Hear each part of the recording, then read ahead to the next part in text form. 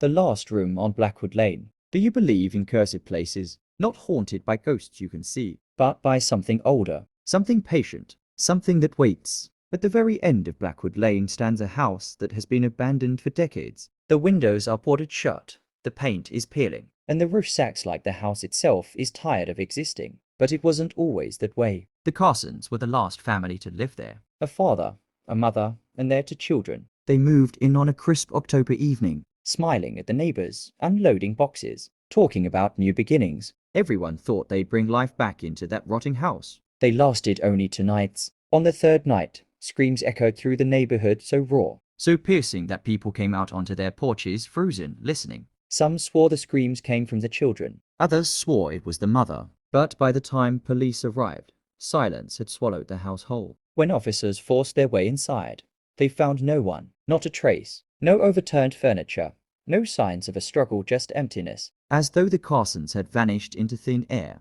But there was one room. At the top of the stairs, down the hall, was a door bolted shut from the inside. It took 3 officers to break it open. What they found inside still lingers in the town's whispered stories. The walls were scarred with long, jagged scratches, deep enough to splinter the wood beneath the wallpaper, the kind of marks you'd make if you were trying to claw your way out. And in the center of the room sat a single wooden chair, facing the corner, empty, waiting. After that night, the house was abandoned. It rotted quietly, year after year, until it became more myth than memory. Parents warned their children to stay away, though every town has its share of thrill-seekers who laugh in the face of warnings. And that's where I come in. I didn't grow up here, but when I moved to town for college, the stories about Blackwood Lane hooked me. You see, I don't scare easy. I've always loved horror movies, ghost stories, urban legends. They're just that, stories. I wanted to prove to myself, and maybe to my friends, that the house was nothing more than an empty shell with a bad reputation. So one night,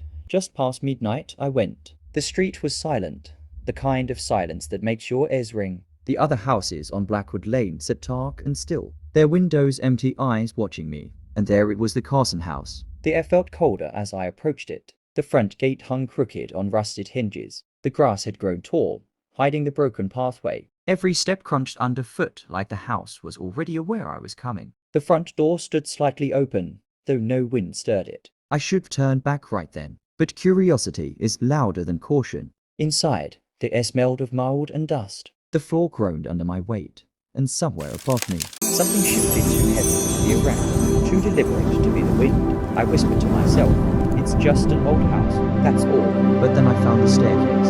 Every story I'd heard came rushing back. The locked room upstairs, the scratches, the chair. That's what I had come for, wasn't it?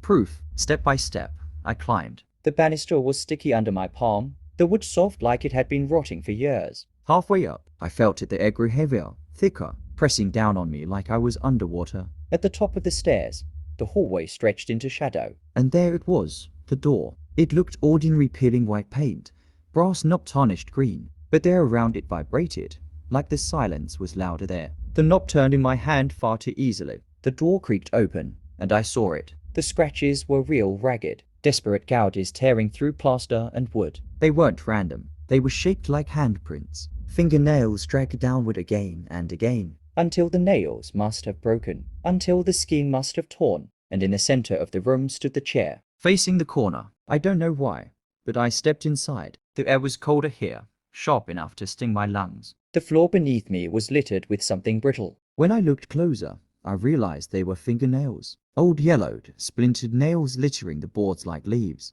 I wanted to run, but something caught my eye. The chair. It wasn't empty anymore. At first, I thought it was a trick of the dark. But no, there was a figure sitting there, hunched, shoulders sharp under tattered cloth. Its head was low, as though it had been waiting for so long it had forgotten how to lift it. I froze. I couldn't breathe. And then it moved, slowly. Its head turned, not lifting, just twisting, until I saw its face. Or what used to be a face. Flesh shredded by fingernails, lips torn. Eyes milky white, but wide, wider than any human eyes should be. It grinned at me. The chair scraped against the floor as it shifted, turning toward me. That was when the door slammed shut. I ran.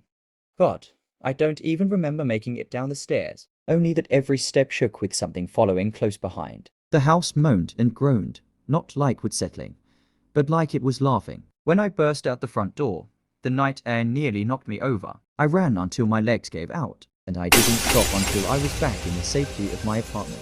I thought I was safe, but when I went to bed that night, I heard it scratching from inside my closet. And when I turned to look, my closet door was shut, but something was inside, waiting. And that's when I realized the stories were wrong. The Carsons never disappeared. They were claimed, taken into that room. And when you enter it, when you see the figure in the chair, something comes back with you. I don't go to Blackwood Lane anymore. I don't have to, because the last room followed me home.